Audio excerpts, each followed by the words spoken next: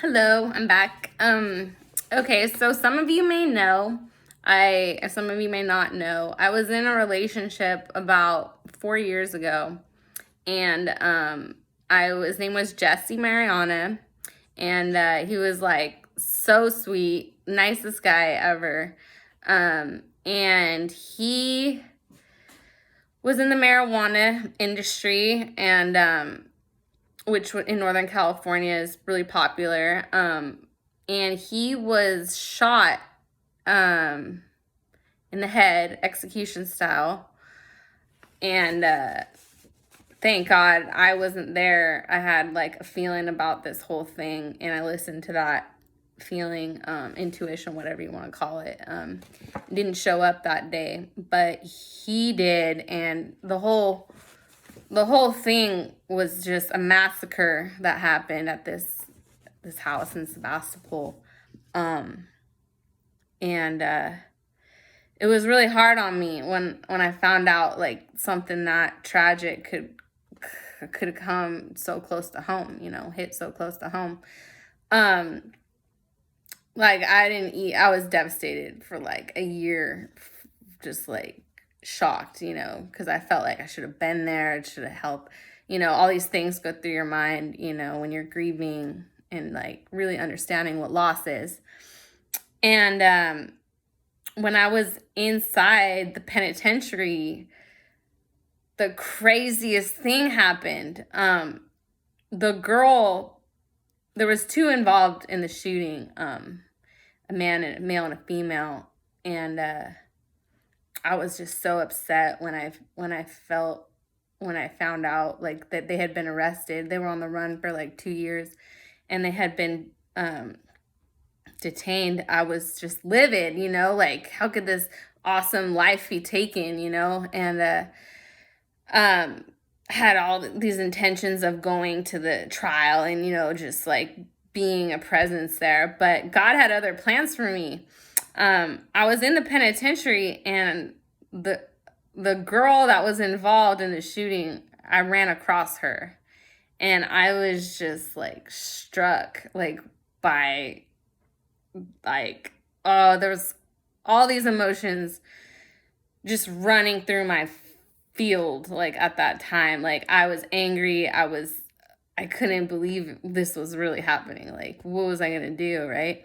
So I had to like choke it up for a while, like really pray about it, and like I wanted to kick her ass, but it's like I have to do God's will, like have to love my enemies, as hard as it can be. Like I'm trying to be like, the Savior was, like taught us how to do. And like it was so hard. Like for a while I wasn't able to. I was just like, fuck you, like that bitch killed my boyfriend. And I had to get out all this evil. But she just looked at me, and she was just like, she didn't really understand like who I was or whatever. And I was like, you missed somebody, like you didn't get all of us, we're not, because it's like, how are you gonna shoot somebody over marijuana? We're not like that in Cali. Like you could have asked for it and he would have just given it to you. That's the kind of people we are, but I don't know. I prayed about it a lot. I thought that like,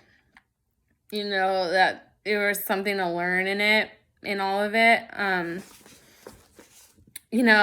was looking at the person who last saw him alive, and like I didn't really hear her story too much. At first we were just enemies in there, and then she just like talked to me one day and was like, like I was, she tried to explain herself a little bit, but I don't know, like I wanted to forgive her because that's the kind of people we are. We're bigger than all this. Like you can't kill a legend. Legends never die. Like Jesse was such an epic person. He's definitely an angel, like in the angelic realms or something right now. Like there's no doubt about that. But it's like, why was God putting this person in my path? So I ended up like trying to befriend her in a way. Maybe she needed to hear, about forgiveness and about things that, God's ways are higher than our ways. And Oh, it's so crazy, like the whole thing. I ended up like trying to forgive her and like be cool with her and just like be like, that's where she's at, you know, there's nothing I can really do about it. I already made my peace with the whole situation. It was just like, so I tried to like, I didn't really preach to her or like give her the gospel or anything, but I try to show her in my spirit like that there's a bigger purpose, you know, in all this. It's not money, it's not, you know, power, whatever, that, you know, we're human beings and, you know, we have souls. And I don't know, I wrote something to her. It sounds so weird because it goes against everything that's natural. Like I wanted to throw my lunch tray.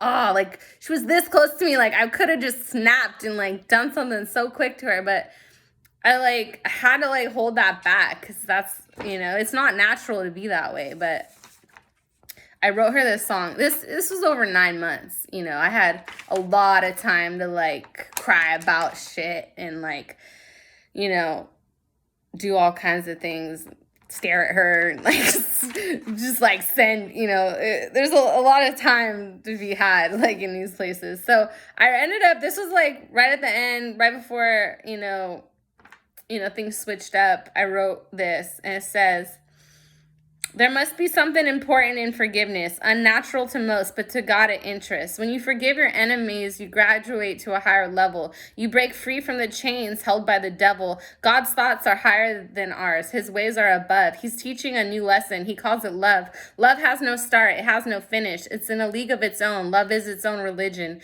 Who am I to define the depths we can go? To level the infinite depths of the soul. There is a place in us despite everything that's sacred, a vulnerable place that can make our hearts feel naked. Your true self is beautiful, relax and just know. Your soul is set free, made white just like snow, washed from the dirt and the grime of the world. Safe from the violence your soul can unfurl. Who knows the wind, which way it will blow? Who knows how the river will ebb and will flow? It's not our job to dictate the day, to worry or fret or get our own way. Our job is to enjoy the miracle of life, to know you were made to be a great wife. And the secret in life is the gift of forgiveness. Then I'm glad I met you so I wouldn't miss this. So I wrote that to her because it was like, I think that was like a biggest lesson for me. It was just like forgiving and like vengeance is not mine, you know? So who am I to act like it is, you know? So I just sent that and it was like one of the craziest experiences of my life. Um, and I don't know if you all have been confronted with stuff that you can't explain. And I don't know. I wrote that. I just want to share a story. I guess it's story time.